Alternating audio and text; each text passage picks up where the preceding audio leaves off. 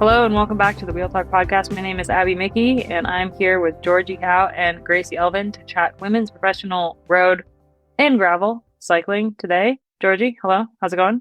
Oh, it's good to be back. 2-week hiatus. Strange. But no, good to be back. Sunny day here in Melbourne. Looking forward to going up to the frigid temperatures of Canberra tomorrow. Frigid. Yep. Gracie, what do you have to say about that?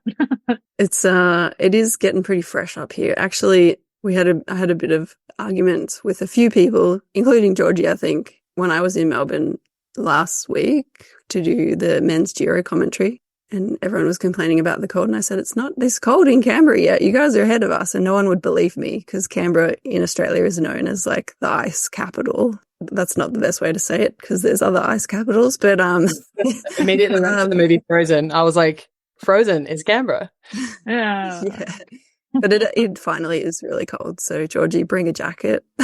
Oh man, I've got like my biggest suitcase because winter clothes are just bulkier. Like I'm taking a taxi to the airport tomorrow with Grace Brown, and she was like, "Oh, so you've just got carry on, yeah?" And I was like, "No chance, brother, no chance. No. I have packed the kitchen sink."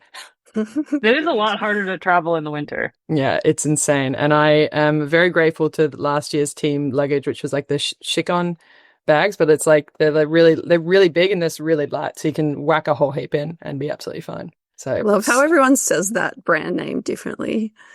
I don't think I've ever heard Chicon. That's good. I like that.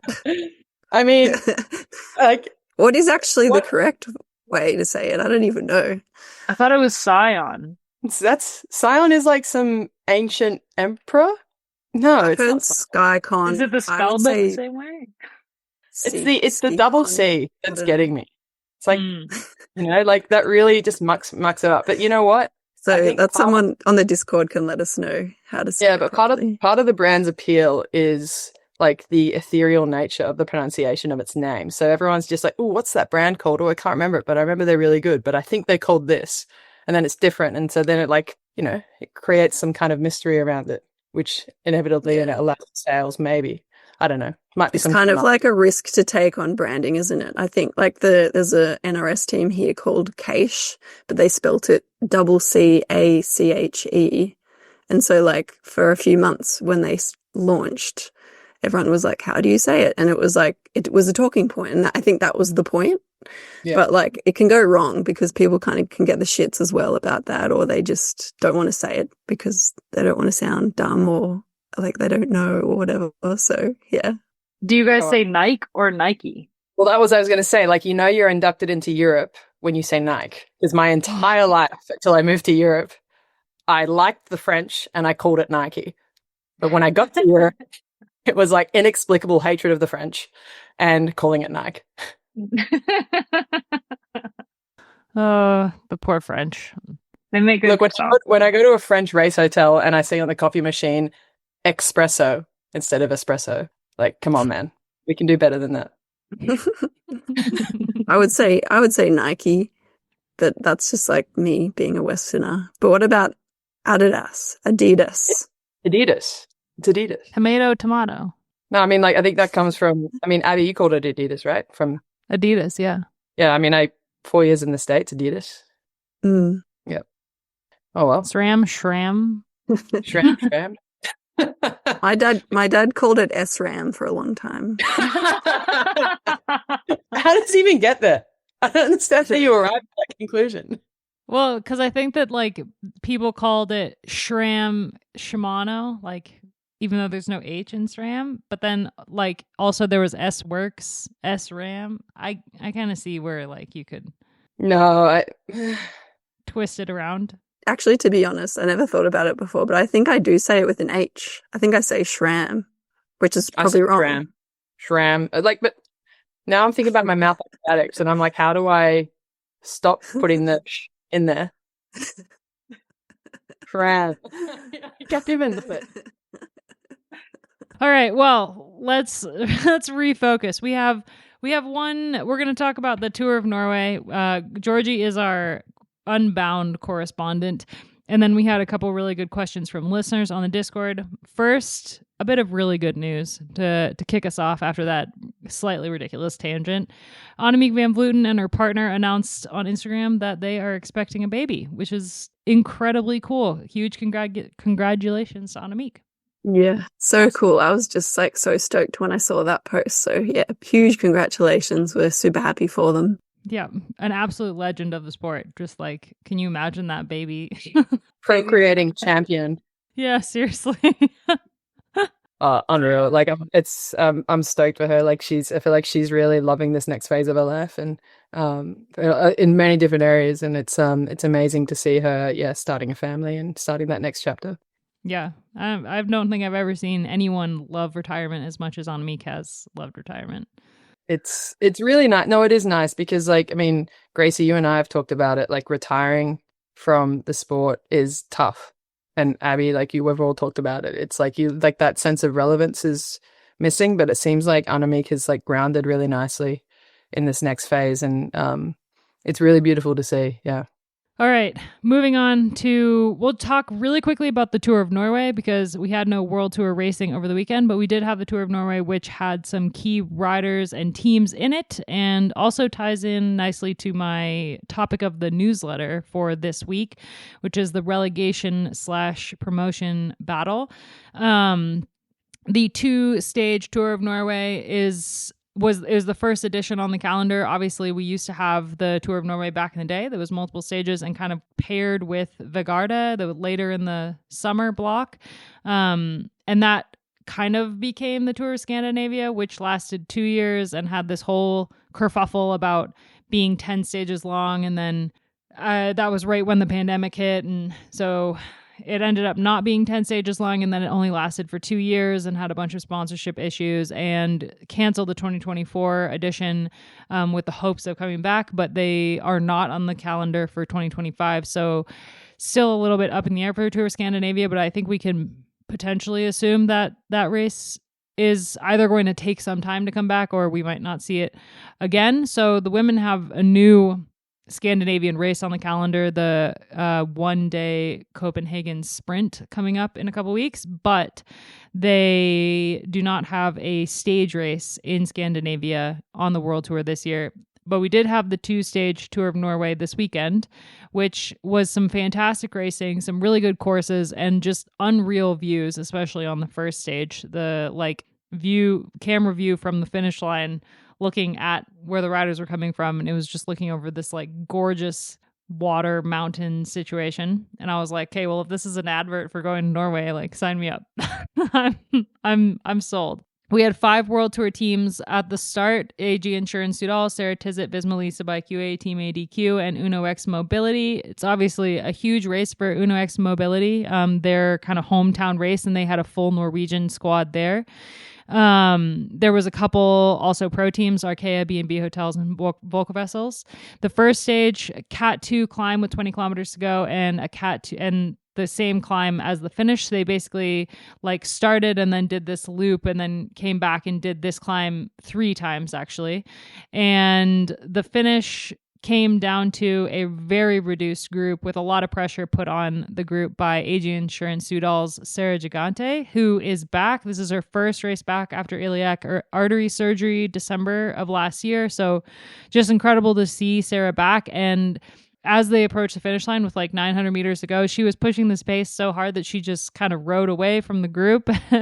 There was one rider from one of the British teams that was over there. There was a couple British teams that made it to this race to kind of tune their legs up for the Tour of Britain coming up. A great little crossover for those two. Lauren Dixon of Hansling Alba development team, she did a lot of the chasing when Sarah did her kind of late race flyer meters off the peloton, the reduced peloton. And then once she kind of got closer to Sarah, that's when Justine made her move and she rode across the line first, winning the first stage. The second stage was like amazing. It was 5 circuits of a really hilly course in a city center. So it was really, really windy the whole time and pretty much up and down the whole time. And there was one climb in there with like 16 to 19% grades. So It was a short one, like 250 meters, but just a really, really exciting race. And we had another win from May Bjorndal Ottestad with a pretty impressive late race move where she bridged to a rider off the front, then went solo and won the stage and won the overall. Uno X went 1-2 with Suzanne Anderson taking second on the stage. And Justine was able to hold on to second overall. That's a rundown of the race. I really liked it. I was really impressed with the coverage of this race, the live coverage. I think they did an incredible job, and the courses, and would love to see it be more than 2 stages. But I think I think you could call how this year went a success, and hopefully they build on it in the future. I was always really sad to see when the Tour of Scandinavia would come around and then last minute would get cancelled, because it is such an amazing race. And like, as you said, Abby, the actual like vista that you get when you watch a race up in that neck of the woods in Norway, in Scandinavia, is phenomenal. And like quite a few people who don't like cycling watch cycling races for those incredible views and the vistas just to have on the TV in the background. So I think it's an amazing spectacle. And the racing itself was really exciting. Hopefully we see more teams attend it next year. And hopefully it's more than just 2 days. But speaking with the likes of Sarah Gigante, she was so stoked to be back racing. She was nervous, but like ready to go, and all in to support Justine. Like we did question the fact that Justine attacked Sarah in the first day to kind of take over the overall. But having spoken to Sarah, the plan I think was for her to lead into the last climb and then and then just basically drill the front. She drilled it a bit too hard, and so they just dropped the wheel and let her go. So I think, I think Sarah is probably on such good form that a win is coming for her this season. So I do hope that AG see her form at the moment and give her the opportunity. But it's good to see Justine on some good form heading into the big races. And then in the final stage, like Maya Ottestad, we wrote on the newsletter last week, she is some kind of talent and really coming into her own this season. So she had some really good support behind her with her Uno X teammates with some really great experience in that bunch. The AG team was like half development riders, so I think it was a good learning experience for them on how to control, and maybe you don't let Maya Ottestad up the road. Or Danique. Like Danique Hangeveld was off the front solo for a really, really long time. And I think like we learned at TDU that she's another rider that you can't really let slip away. And in the end, it wasn't really like a concerted effort that brought her back. It was more like, the Ottestad bridged up to her with, or tried with Victoria Kladnova, tried to go with her and ended up getting dropped midway. But yeah, I felt like there was a handful of riders that I was really impressed with in this race. And Maya Ottestad, like I keep being impressed with her throughout the season. And like you just won at Burgos against Reusser. Don't let her go. Yeah, it was super nice to see her post-race interview. Like she seems really fresh and sweet, but also excited, a little bit grateful. Like I think how cool would it be to win a race wearing your national champions jersey in your home country? So I think that was really special. And I think we've seen examples of how some countries do need that star. And of course, like probably the best example currently is the Lotte Kopecky effect in Belgium. So Mai could be a rider for Norway to be that next generation that helps with some of that funding, some of the sponsors to jump on board, some of that storytelling that they need to encourage more junior riders to come through the ranks, but also to get more sponsors on board, to get more opportunities for those races. So I think there's a lot of good things happening in Norway and in the Scandu countries in general. But it's probably just a harder market in some ways. So having stars really helps in that way. I think they're obviously like really invested in supporting their sports stars. Like we reported on in the European winter, I think it was Feb, cross country skiing. And was it in Norway that they had the World Championships? So like there is massive appetite up there for these kinds of sports and to celebrate national athletes. So yeah, hopefully the funding remains and it increases and they see the benefit of it. Because riders love going up there. It's always a really good place for them to race. It was always one of my favorite tours. I was lucky to do almost every edition from the first version of it. I can't even remember when they started it. It would have been, I reckon it was before the Worlds in Norway. So it was probably like 2014 or 15, I reckon, the tour started. It was often a 4-day race. And from the get-go, it was always good. Great organization, great courses. It is so beautiful there. The road conditions are really nice. Great, like cool opportunities for flatter sprinter stages, more climby stages too. There's some really nice variety of terrain there. But yeah, They usually have a good race, good time trial. Yeah, so it was always like one of the favorites for me, but also for a lot of riders, like Georgie said. So yeah, it's probably just kind of going to be, it is a casualty at the moment of the transition from too much World Tour racing and not enough point 1 or point 2 racing. And I think now that we're moving through that transitional period of having more riders in the pro ranks and not just in the World Tour ranks. I think that those races hopefully will come back again. We just need to kind of keep them afloat in the meantime. Yeah, and keep the appetite there locally as well, because you really need the buy-in from the local community if you're going to have a bike race. Yeah, 2014 was the first year of the Ladies Tour of Norway. And Amanda Briggen won that year. Voss was second. And they're still going. Yeah, great racing. Yeah.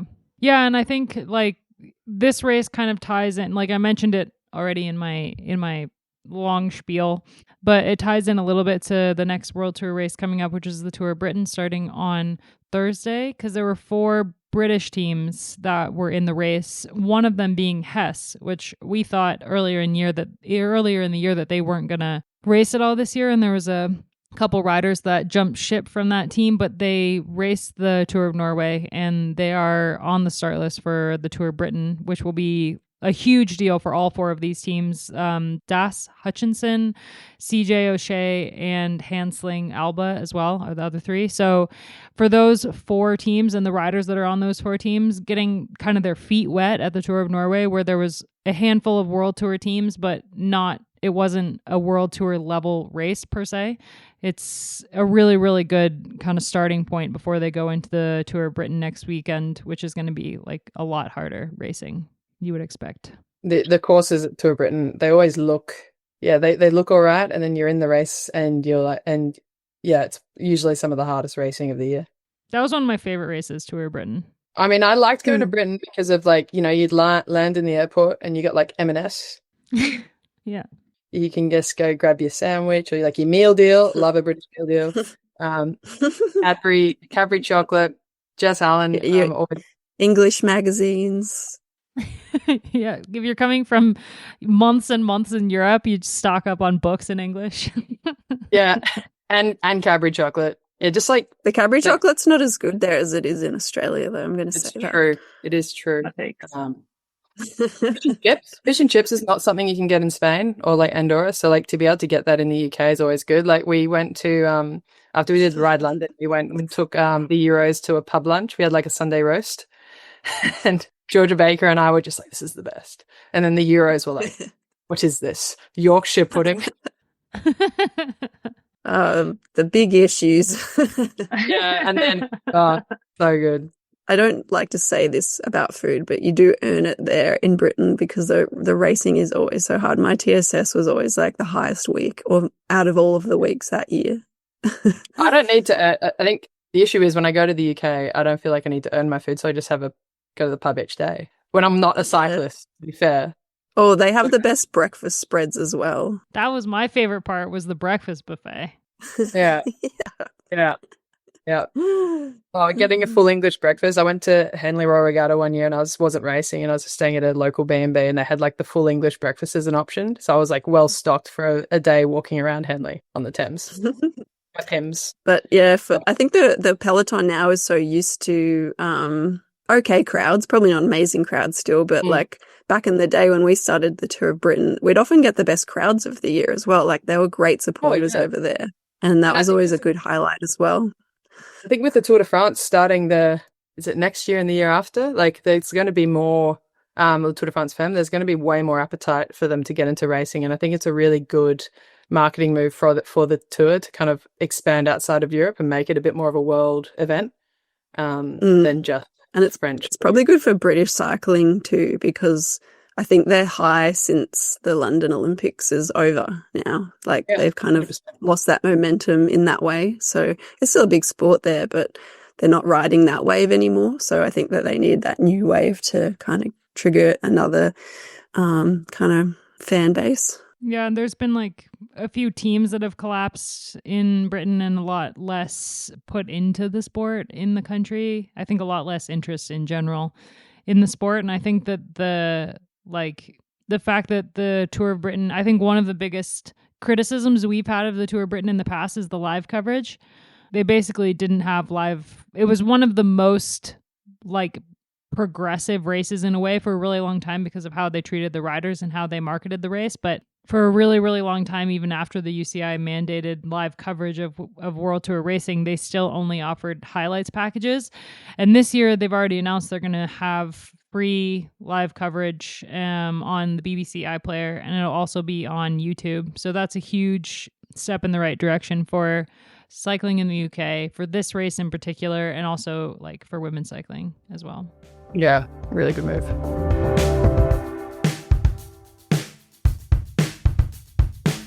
I want to turn our attention to dirt. Georgie, our resident Unbound correspondent. Get dirty. Sorry. I apologize profusely to the listenership for that quip. I'll see myself out.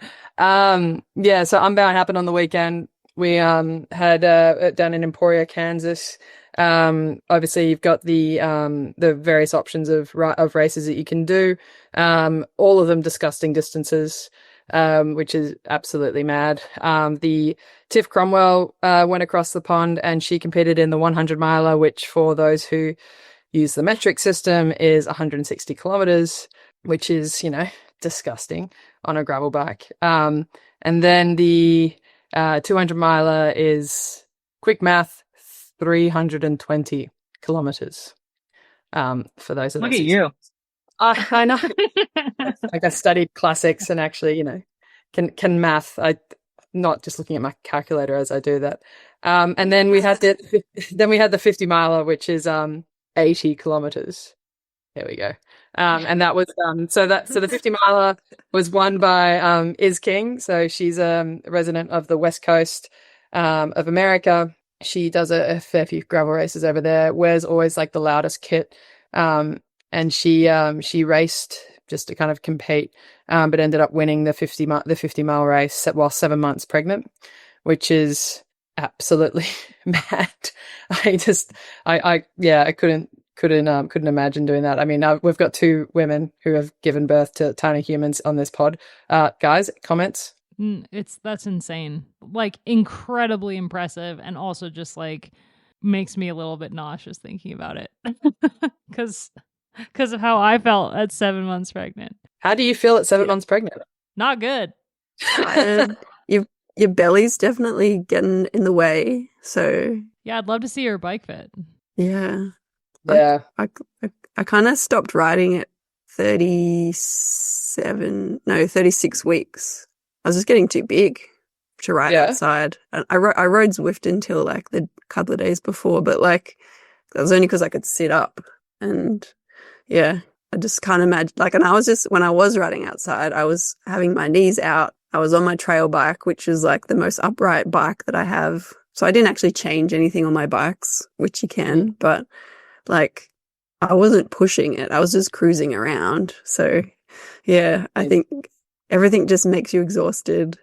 And yeah, but everyone's different. Like everyone holds their pregnancy belly different. Everyone has different energy.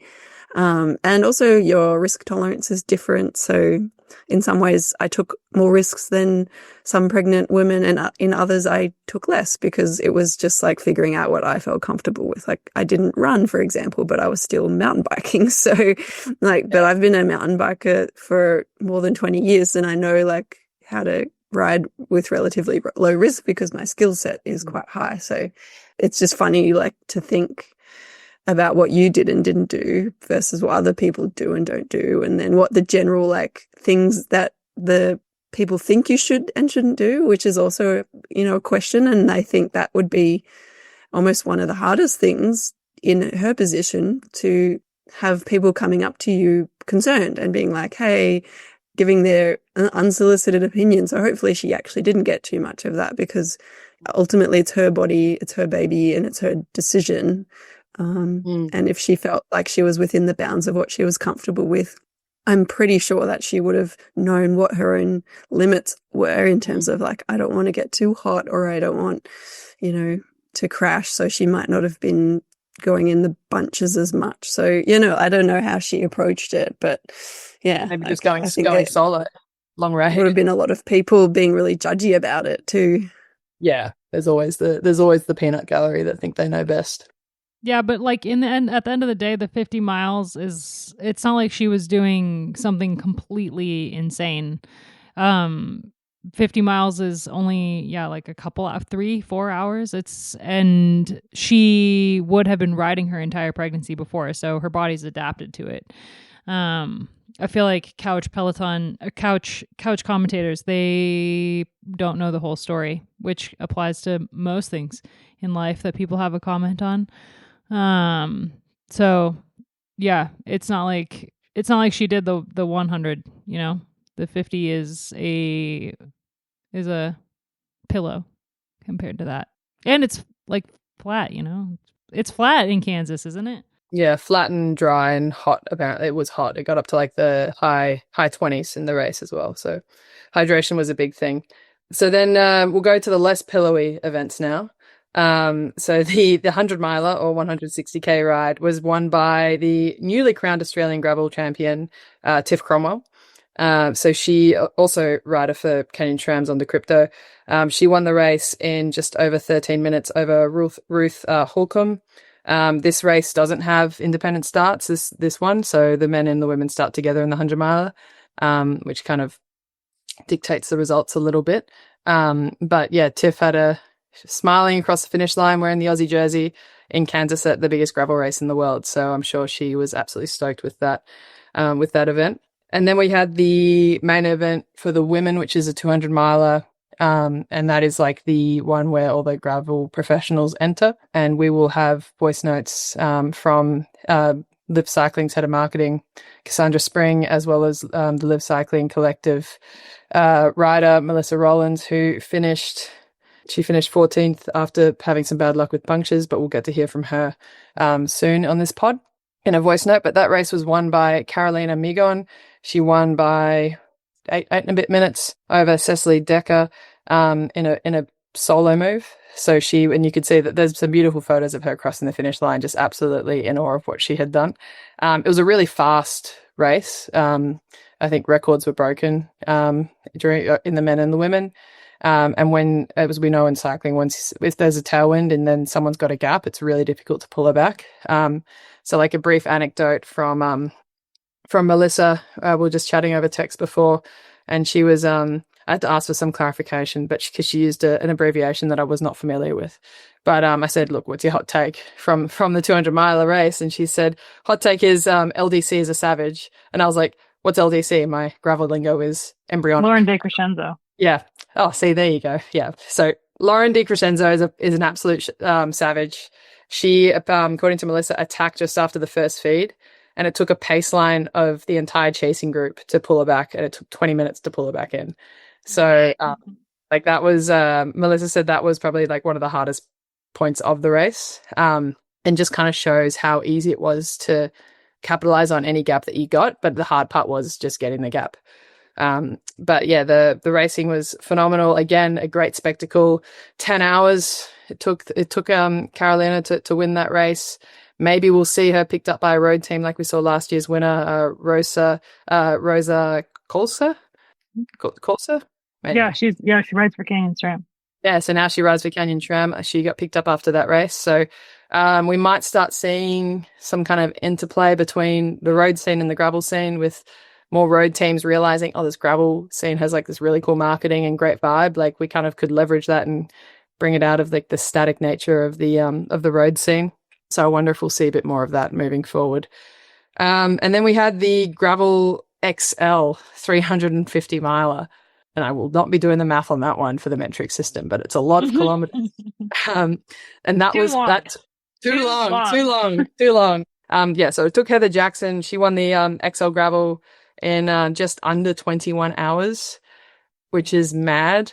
She beat Lael Wilcox, who just finished her around the world trip. Actually, the documentary of her around the world record, it came out on YouTube this week. It's worth a watch. But Lael Wilcox came in fourth.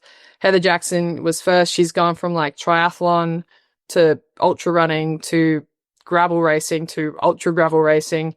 Fun fact, we have the same alma mater. She went to Princeton University. She played ice hockey. So that was, she's got some kind of head on her shoulders. Man, no wonder she's so cool.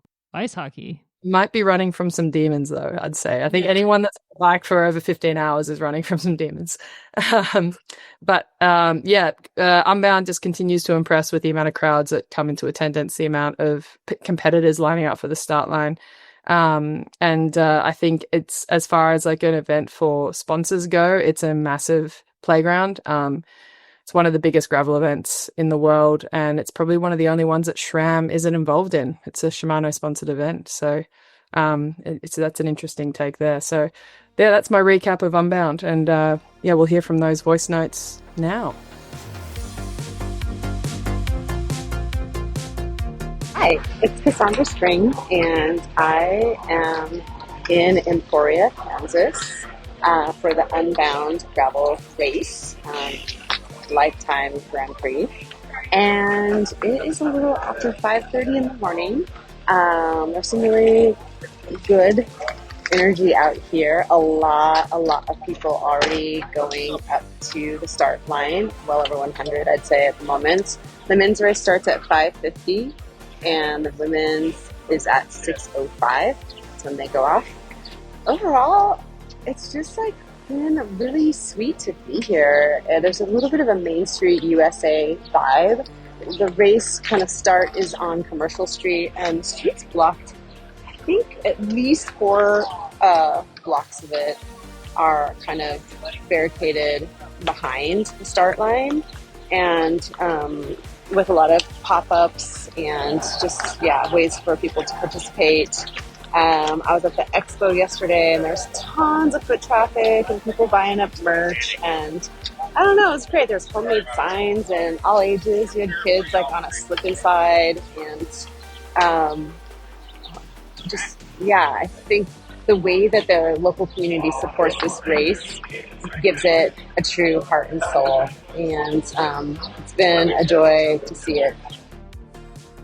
The women just went off at 6:05, and great vibes, lots of excitement.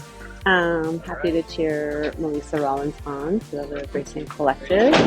And now I'm about to jump into a Pacifica and head to the first aid station for sports. I am just outside of Alma in front of the first aid station, not quite a kilometer out.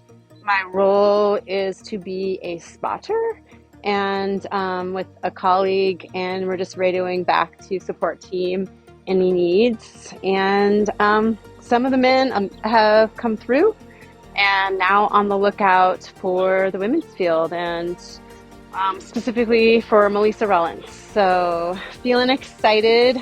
Fast conditions. We had predicted times that would be after 9 a.m. and we're well in front of that right now. So yeah, more to report soon. I am now just outside of aid station 2. So it's like a 150 mile mark within the race, and here a bit on the early side, watching a lot of the 100-mile racers come through and cheering them on. We're getting reports from the field on the races, which is great. Loving the live feed. Thank you, Shivano. And what more can I say? What else has happened? We had pretty smooth transitions and through the aid station 1, and just excited. There's a good amount of people out cheering the riders, racers on. The day is warming up, and definitely getting a few bug bites out here, so I'm not sure how that feels on a bike. Another fun thing that stands out about Unbound are the shakeout rides that were happening on Friday. I joined one at with Yuri, and it was such an international group, tons of fun.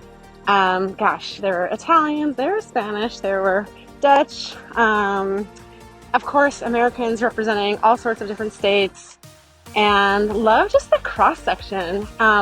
Another one of the riders made the comment to me, I've never been on a ride with such an eclectic group, and we got a good taste of the routes, and yeah, they were fun. Managed to dodge a little turtle. I did not see that one coming in the road, and it was a great day and fun to just kind of get out there and have a look around in front of today's race. Unbound this year, crazy. As everybody knows, the conditions going into it were a little bit iffy. We weren't sure if it was going to be muddy or if it was going to be dry. And I think we all learned that on Divide Road at mile 40, it was not dry. And yeah, I think I went into the descent or the main descent on Divide Road in maybe 10th place, and that was way too far back. There was a crash, I think maybe on the 6th rider or maybe 5th, and there was a massive separation. I think 4 or 5 riders got away, and pretty much everyone else was chasing. And eventually, yeah, the lead group got away, and there was a chase group of like 20 to 30 riders, which I was a part of, and also most of the favorites were a part of. Sophia, Annika, yeah, we were all kind of not cohesively chasing. It was a very weird dynamic, very negative racing, and yeah, eventually that lead group got a massive gap, which insane ride by them. Totally crazy to get away with 160 miles to go and hold it to the finish. Mad respect.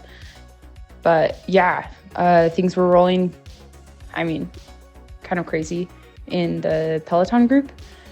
Lots of attacks trying to get away, but ultimately always being brought back. And yeah, going into Little Egypt, I was positioned well. I knew that it would be a crucial spot in the race, and unfortunately I ended up puncturing there, even though I was, I think, first or second wheel going in to the main descent. But yeah, I had to stop actually 2 times to get it kind of sealed up and rolling again. And by the time I was like actually rolling again, I could not see the group, and my hopes were not crushed. I was charging, but I did not ever make it back to the main group. I did pass 5 or 6 girls that had blown off the group, but I was completely solo, mostly solo, for 100 miles until I caught Paige with 5 miles to go and we rode together. I told her I would.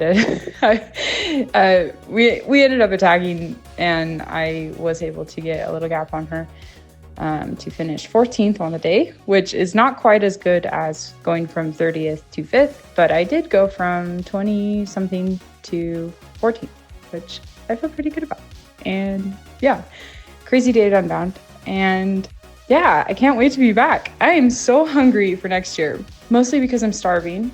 I have not stopped eating since I finished Unbound. But I'm also hungry because I feel like I have more potential than what I showed this year. Yeah, anyways, crazy day. We love Unbound. We hate Unbound, but we mostly love Unbound. Would either of you want to do Unbound? Absolutely not. That's such an easy answer for me. No. Hey, Georgie? If I could get my gravel back, as Melissa was riding the Live Devout, and I can't wait to get my hands on one. So if I can get one of those and I can catch the bug, yeah, I'd give it a go. Maybe. You'd be awesome at it. I'm just a diesel, mate. But again, it's getting that gap. Like, I have no, spark. I got to like zoom and get the gap, and then I'm good. But it's like, I can't zoom. Well, at least you know what your weaknesses are. My weakness is gravel. I just Just gravel, full stop. Gravel in general. Yeah. no, I would love to race a bike again. Like a mountain bike race. I've been eyeing some. Latvia has some pretty incredible like summer mountain bike races that aren't too crazy, but gravel, especially distances like that, I sit in awe of the people who accomplish those feats. And whilst I munch on my cinnamon roll and drink my iced chai latte. You can have both of those and still race gravel. It's the spirit of gravel. No. I mean, I feel Look, like I the spirit think- of gravel was completely usurped by the second last stage of the Giro. Oh my God, it was so good. That was such a good stage. It was just incredible. Like the whole story around it. The fact that Simon lost the race on that climb in 2018, the comeback, all the photos, the videos after the race, just everything. Yeah. One of the best days of bike racing that I've ever watched. Yeah, and the crowds looked unreal. Can't wait for those crowds to come back for the women's Giro. Funny jokes. No, I think that gravel is really, really cool. And I think what they're doing with gravel racing, and when you have an event like this, that like there are so many riders from all over the world now that go to Unbound, that make the trek to Unbound. It's like really all the best of the best in gravel racing. So it's a really incredible race. And it's been interesting over the years watching the tactics. And Lauren De Crescenzo said after this edition of Unbound that it was like nothing she's ever raced before in gravel. And I think something that is happening in gravel racing that's like kind of similar to road racing in a way is that the sport is evolving so fast that the tactics are changing like every race. It's just like a different tactical way to approach the event, and like depends so much on the conditions, of course, but for this one in particular, it just seemed like it was so fast. And shout out to my old teammate Rob Britton, who won the men's XL 350. He also won Tour of Utah back in the day and is still kicking around on that bike. And I was really happy to see him get such a huge victory after so many years. The same bike that he was riding to win Tour of Utah? Yeah, that'd be fun. Can you imagine? You know, wow. I think there's so much good going for gravel, and actually road is benefiting from it because it's not just the good vibes. Like we're seeing these amazing performances. There's good money in it already. So you've got people that are living professionally a lot of the time. So they're able to like perform really well, and then have that crossover. So we're seeing some gravel riders getting contracts onto the road, but ultimately, bike brands are seeing the value in this sport from at all levels because they've got it's such a great type of bike riding that it can be so heavily weighted towards the participation riders who can come and race alongside or at least on the same day of the pros. It's actually quite inclusive. So there's this huge market there for these brands to really like sell a lot of equipment, frames, components, backpacks, kit. Like there's gravel specific stuff like for anything you can think of now that what you would use to be a bike rider on that day. And that money for sure is funneling back into gravel, but it's funneling across. It's another form of revenue for these bike brands that didn't exist before. So it's actually great for the brands, which means it's great for other cycling disciplines as well, because there has been a drop off since COVID for the bike industry. So to have this other pillar now it's not fully propping up the bike industry, but it's actually a huge part of it now.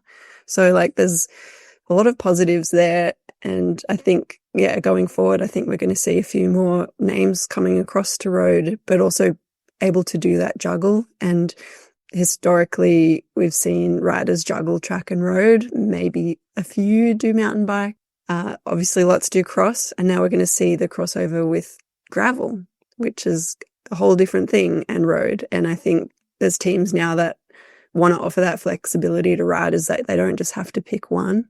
So I'm looking forward to seeing some really cool crossover stars in the future. And Tiff Cromwell is an awesome example of how marketable that kind of person is for a team. Yeah, I think the marketing piece is the really interesting one for me. Like a gravel rider is not dissimilar to a triathlete in the sense that they've had to garner their own personal sponsors. So they're very literate in being their own advocate to brands and to the broader community and cycling world, but also non-endemic brands as well. So the amount of money in it is a lot of it's due to the riders themselves, like generating that revenue themselves. And so when they do come across to road, that road team all of a sudden has this inbuilt marketing machine that's come in. Not only are they a great cyclist and could be potentially a really good road cyclist, but they're also generating noise and eyeballs, bringing eyeballs into the team as well, which is great for the team's road sponsors. And hopefully adds to their own sponsor portfolio as well. So it's a really interesting time, and possibly maybe now we'll stop seeing the furor around having gravel stages in the likes of the Tour de France. I mean, it is part of cycling, and I remember when there was a bunch of hullabaloo about gravel in, maybe it was a tour stage or something back a couple years ago. A lot of people pointed out that that's how bike races were raced back in the day. It's not like a new thing. We've just come full circle. Road cycling got too serious, and so now it's doubled back on itself and has become gravel. Yeah, it's although you do hear about like road cycling is ruining the spirit of gravel. Like I remember, I think it was Gravel Worlds last year. There was like some work between like domestiques, like there started to be domestiques in the gravel scene, and like that people are like, oh, it's ruining the spirit of gravel, and I'm just like, oh no, it's just evolving. It's like to Gracie's point before, like the sport is still so new. People are figuring it out and how to win it best. And I still think it will have that quirkiness vibe. I think that's just how it is. And also it's like the crowd that it attracts. It's like way more accessible for the layperson to just jump in. But I think this style of racing is going to be really exciting to watch over the next 5 years. Yeah, hard agree.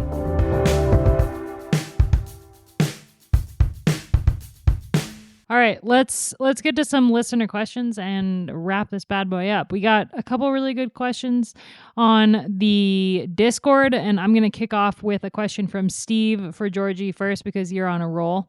Steve asked about modern fueling strategies, and it's a very well-timed question because you just did a bunch of research for a piece on the site on this very topic. So, do you want to give us like a bullet point rundown of your site piece? I'm extremely bad at bullet points. I could do a timer for you again.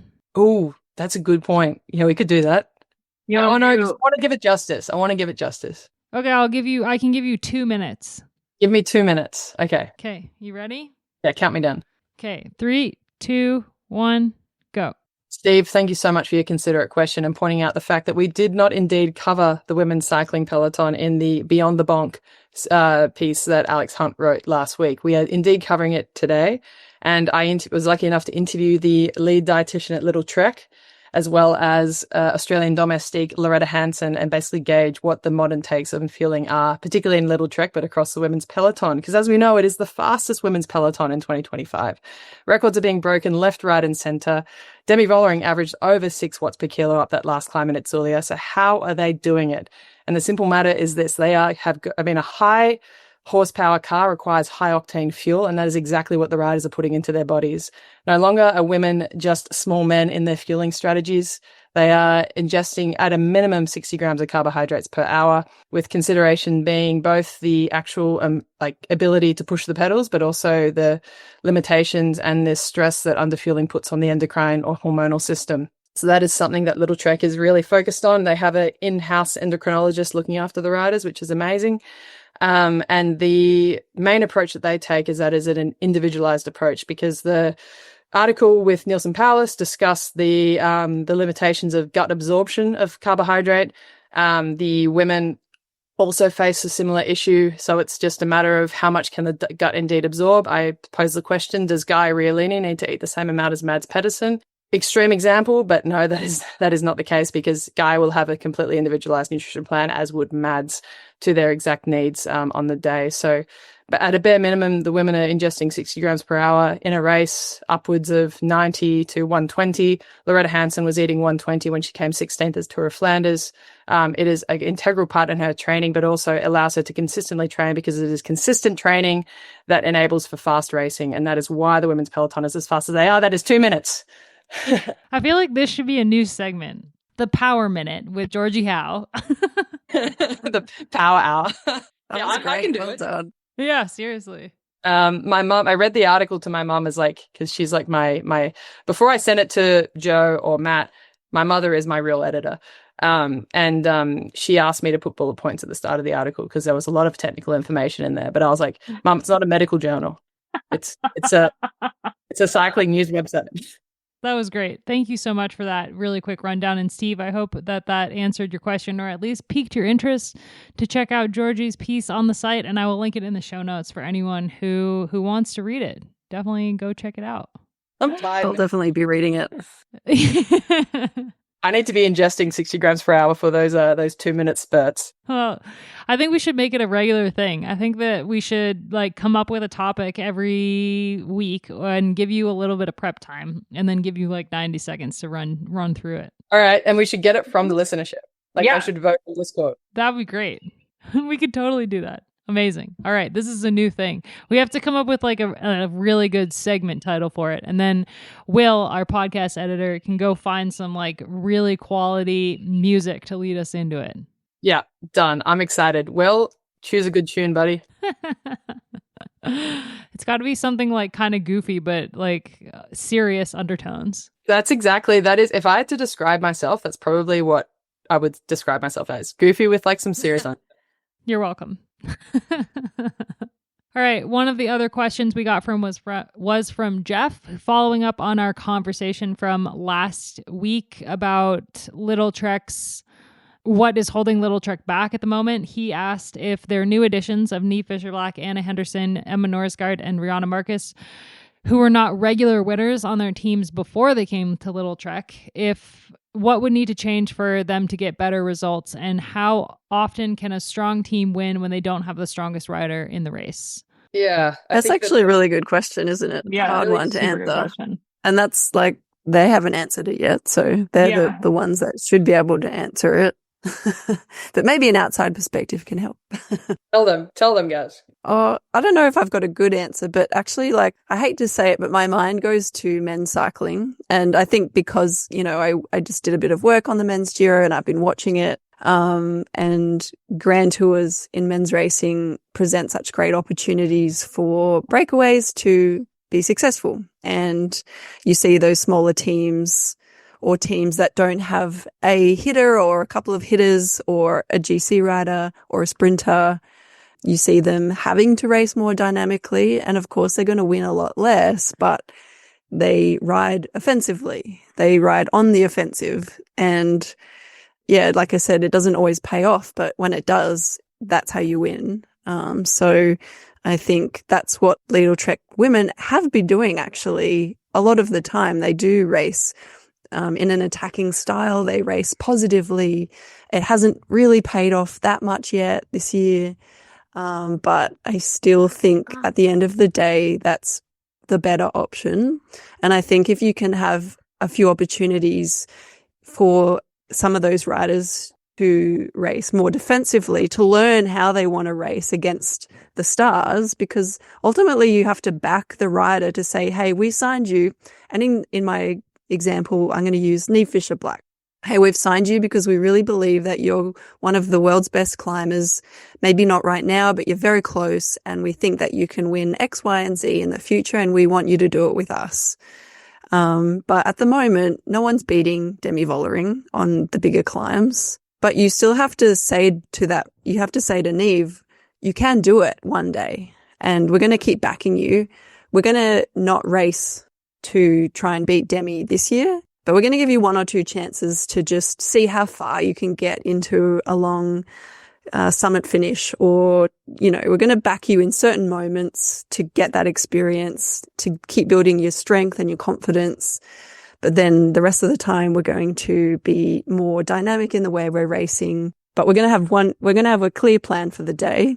And it's not going to be you can all try and get in the break if you want, and we'll see how that plays out, because that's also not going to work. You still have to have clear plans, but I think you have to be more creative in how you want to win bike races while having a few moments in the year where you are honing in on what that skill set of that rider is. Great answer. I'm going to build on it and say, like, kind of one of the points that you made is that it's a long game. And it's not necessarily about those riders specifically winning this year, their first year on the team.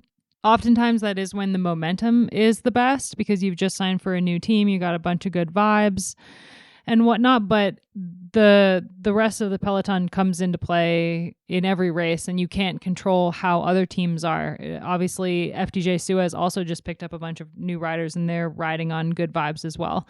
So in the case of, Nee Fisher Black is a long game. Building her up, maybe breaking some habits learned at other teams and building some new ones, for example. But it's also like the strongest team in the race. The strongest team can always win the race if they play their cards right, even if they don't have the strongest rider. The problem is, especially when it comes to like stage races this year, that FDJ Suez also has the strongest team in the race and the strongest rider. And I don't think that that's going to be the case at every race coming up. I don't think that FDJ Suez is going to have the strongest team at the Giro, for example. I think that there will be other teams that are going to have stronger teams at the Giro. And I think if you want to take a hit on your Tour de France team, then you could go to the Giro with a stronger team there and be more of a factor in a race like that. But I think it's, the problem that we're seeing this year is that the strongest rider is on the strongest team. And that's what the peloton has been fighting for years with SD Works. And it just so happens that this year, SD Works isn't the strongest team at every race anymore, but there is a new strongest team at every race, and oftentimes it's FDJ Suez.